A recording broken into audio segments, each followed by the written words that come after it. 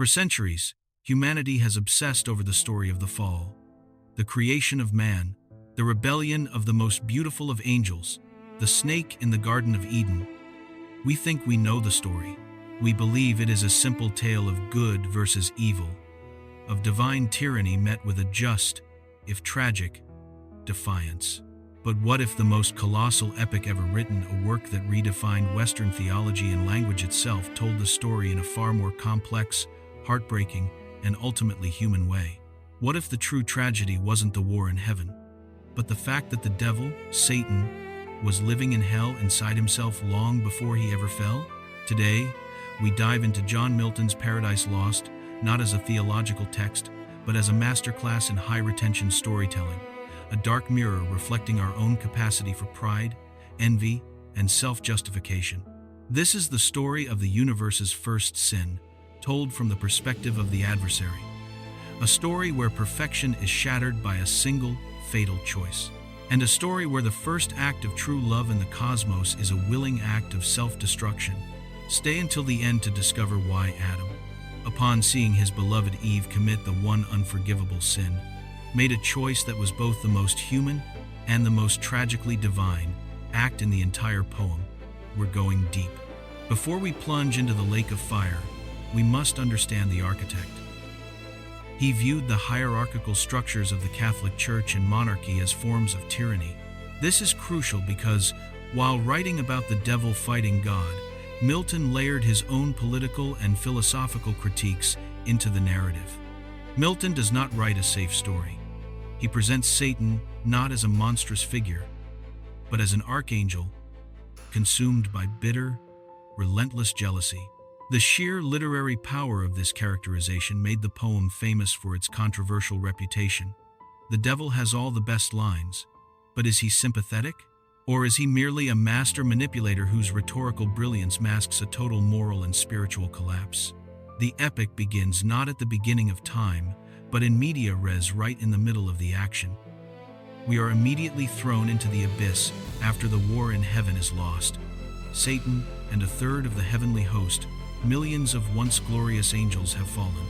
They fell for 9 continuous days, the story says, until they landed in the fiery pit of what we now call hell. They lie on a vast sea of fire for another 9 days in agony. This is the first time any of them have ever experienced pain. Satan, still clad in his armor, his physical form so vast he is compared to a monumental ship or a mountain, whispers to his second in command, the formidable Beelzebub. His first words set the tone for the entire story. His defeat has not humbled him. It has made him more furious and more steadfast in his resolve. He refers to God only as Him, or the One above heaven, refusing to grant the Almighty the reverence of a name. Satan boasts that he can wage war against the tyranny of heaven forever. He defiantly claims he will never end his opposition. He promises to corrupt the good and find some way to ever do evil against God. Then, he delivers the famous, yet deeply flawed, philosophical core of his entire existence. Better to reign in hell than serve in heaven. Satan and Beelzebub fly to a far shore, where millions of fallen angels gather. The leaders of this defeated army will one day be known to humanity as Moloch, the brute warrior, Astaroth, Dagon, Azazel, and the figure who had been looking longingly at heaven's gold-paved roads even before the rebellion, Mammon, greed. This is the first layer of Milton's bitter irony. These former archangels who hated God's rule immediately decide to build a magnificent, towering palace for themselves in hell.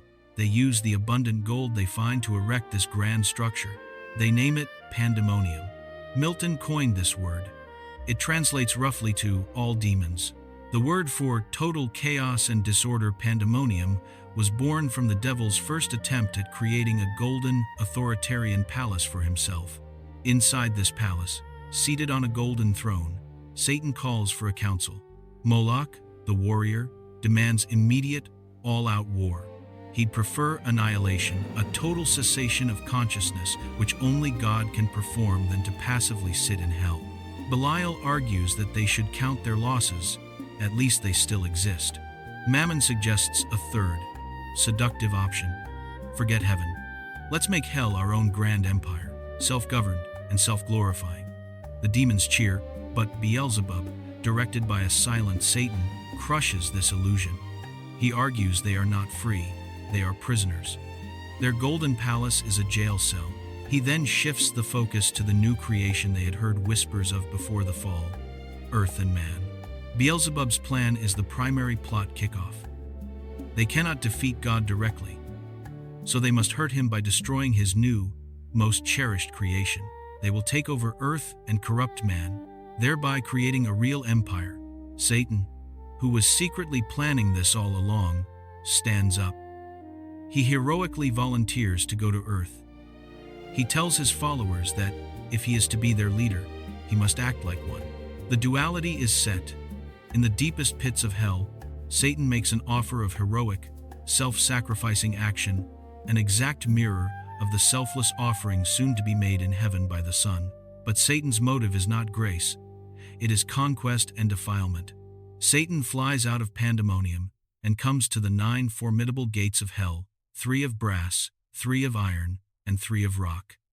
Guarding them are 2 figures.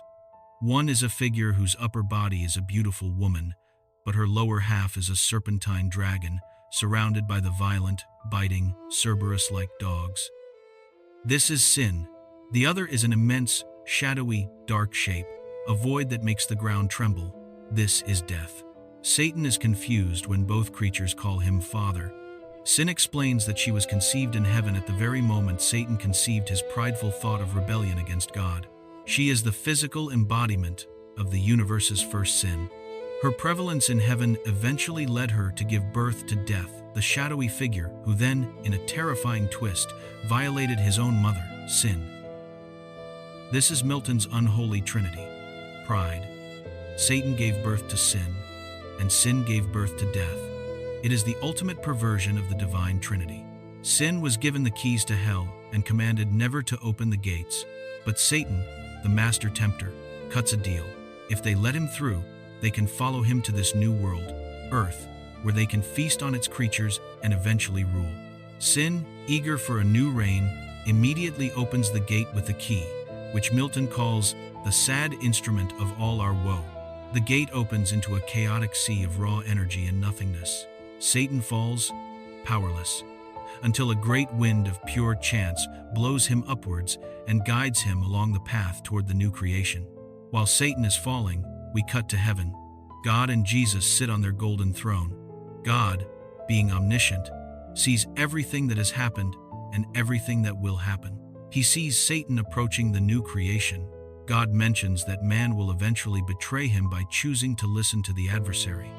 He explains that he could stop it, but the entire point of this creation is love. Love is meaningless without free will. Man must be able to choose to follow God, or the choice is simply subjugation. The Son, Jesus, asks if all of humanity is lost. God says no, some will listen. And since man's free will lead him to this suffering, it will be his free will, coupled with a sacrifice, that will lead him back to God. God asks, mimicking the scene in Pandemonium, who will volunteer? The Son volunteers. The duality of sacrifice. Satan volunteers to go to Earth to conquer and defile it. He wants to bring man down to his suffering. Jesus volunteers to become man and be murdered by man to save and uplift them. He wants to bring man up to his grace. Milton emphasizes that this plan was in place even before the fall. Before man ever chose to sin, God had already prepared the way back. The Son is referred to as, in whom the fullness dwells of love divine. He promises to one day defeat Satan, sin, and death forever. Satan eventually lands on the newly created Sunday. The light reminds him nostalgically of heaven. He disguises himself as a small, innocent, Renaissance-style cherub, not the terrifying, 6-winged seraphim. He approaches the angel Uriel, who is guarding Earth. Satan as cherub says he only wishes to go down to God's creation to better understand and praise him. Uriel, who has never known deceit or guile, immediately lets the little angel through. As Satan flies into the Garden of Eden, he is immediately overcome by its unimaginable beauty and peace. He is flooded with emotion, realizing he messed everything up. He questions if his rebellion was worth it. He speaks one of the most poignant lines in all of literature. "Which way I fly is hell. Myself is hell." His misery was not caused by hell's fire. It was caused by the hatred and envy he carried within.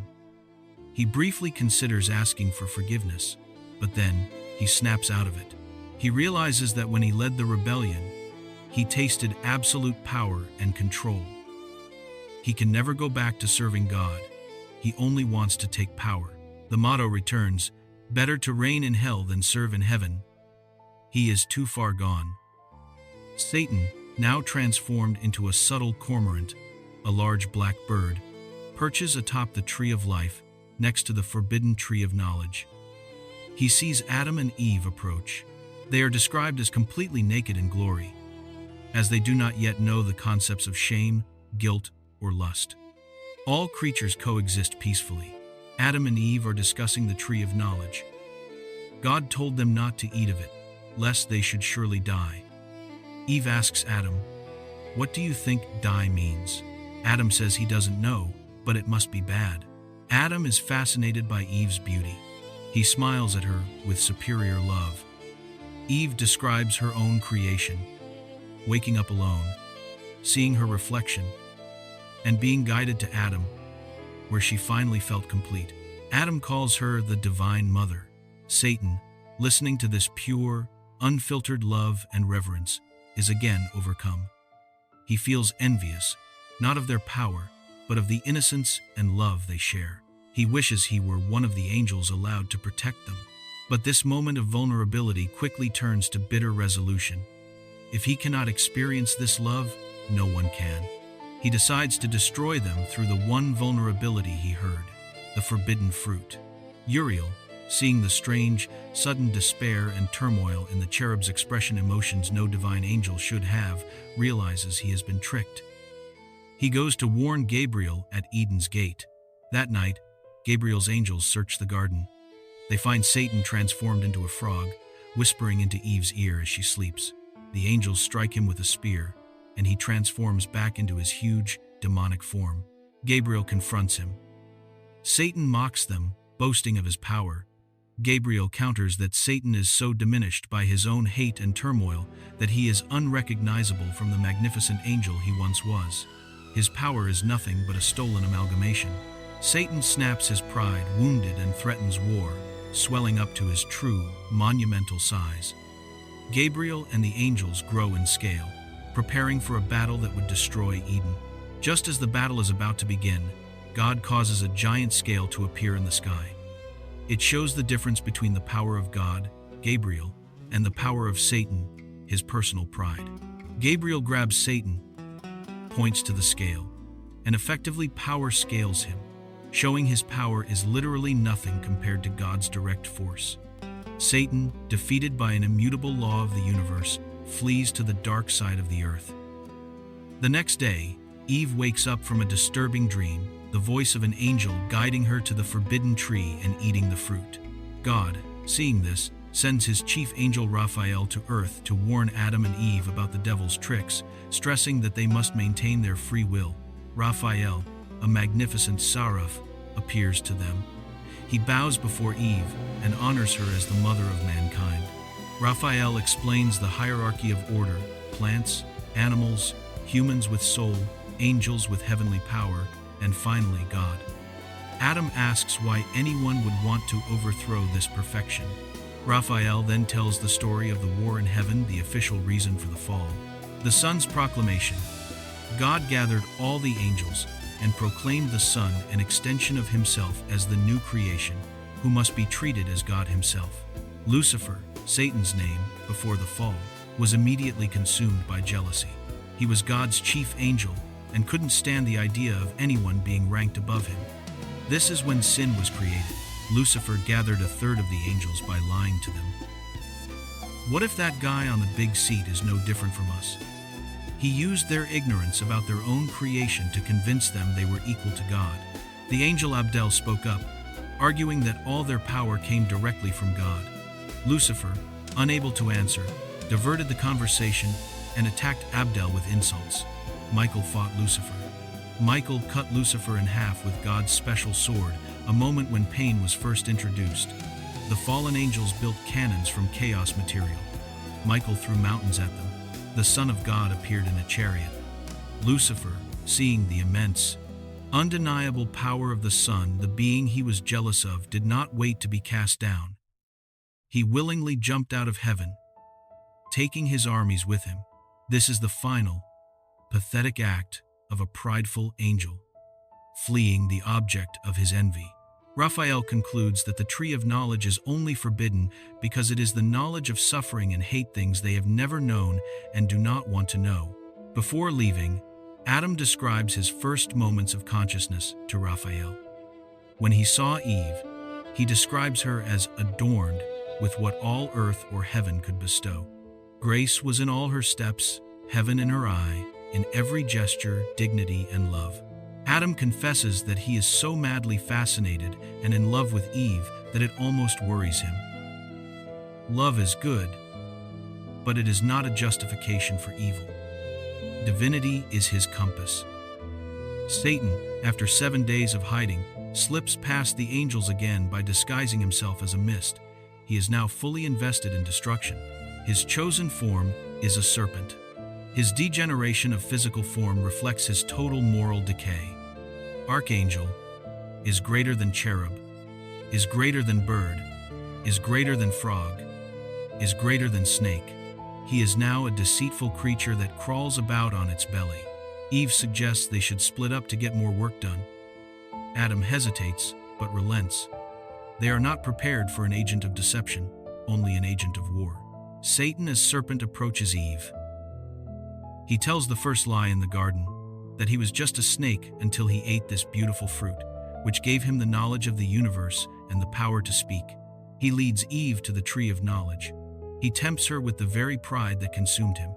You could be as powerful as God. He argues God just doesn't want them to have the same power, and that eating one fruit won't condemn his creation. Eve, innocent and desiring knowledge, eats the fruit.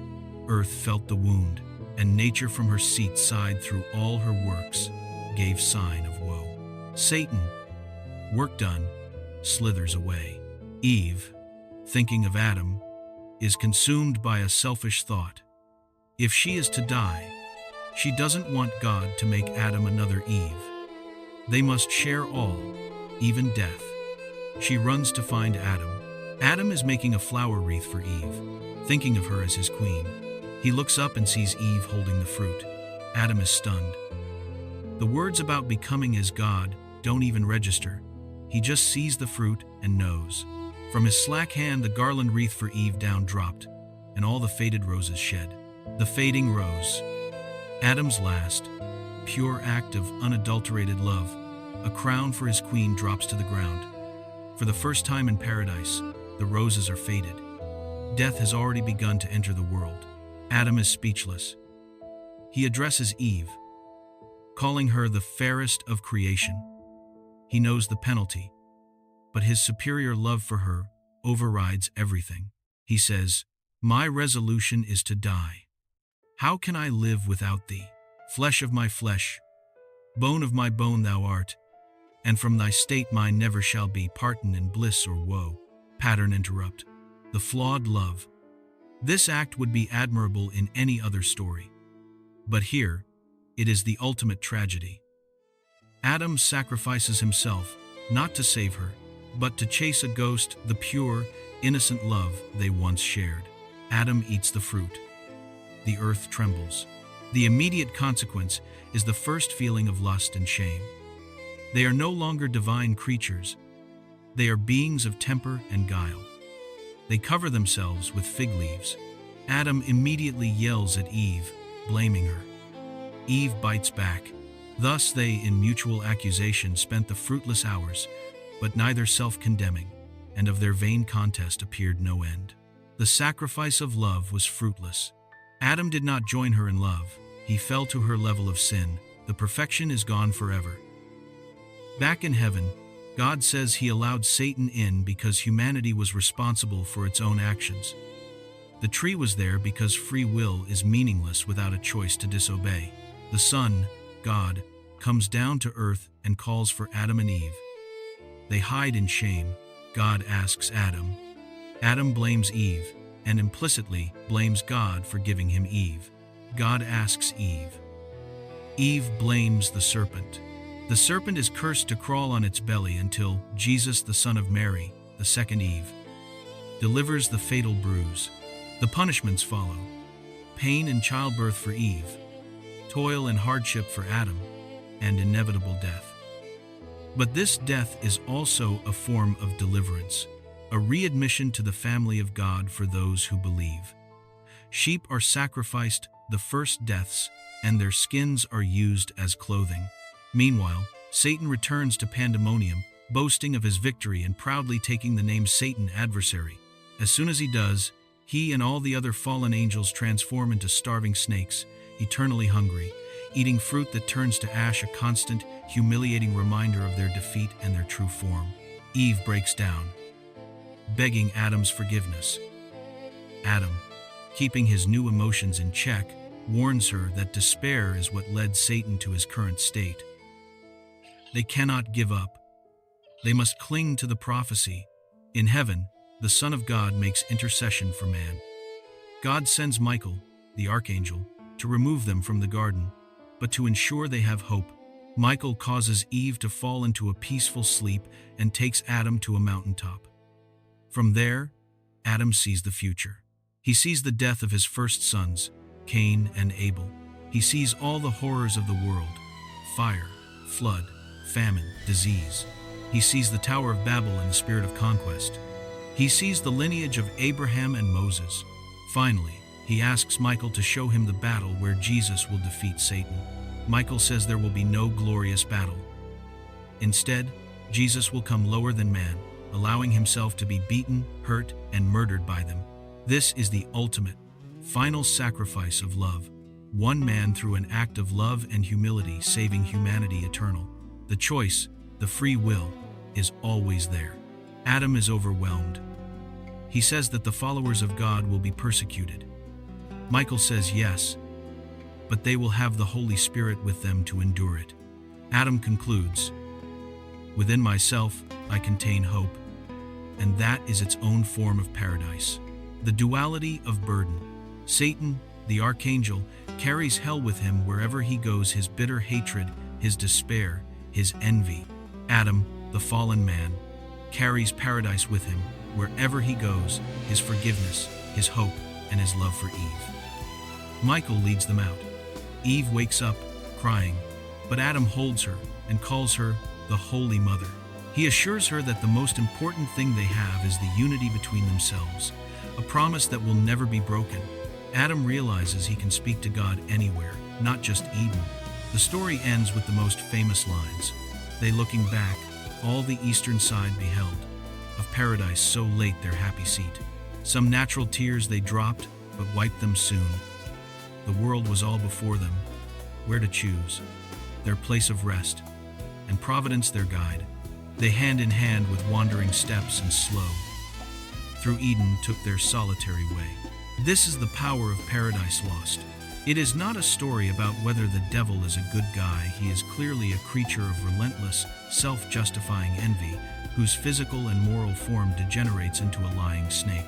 The true protagonist is not Satan, but the concept of free will and the devastating, beautiful choices it enables. Adam's tragedy was falling, but his salvation was his defiant, loving choice to choose Eve, his created counterpart, even over the perfection he knew. If you enjoyed this deep dive, you should know that John Milton wrote a sequel, Paradise Regained. It is the story of Satan's final attempt to tempt the Son of God, Jesus, on the mountaintop. Would you like me to tackle Paradise Regained next? Let me know in the comments below. And don't forget to like and subscribe for more deep analysis of the most complex stories ever written. Thank you for watching.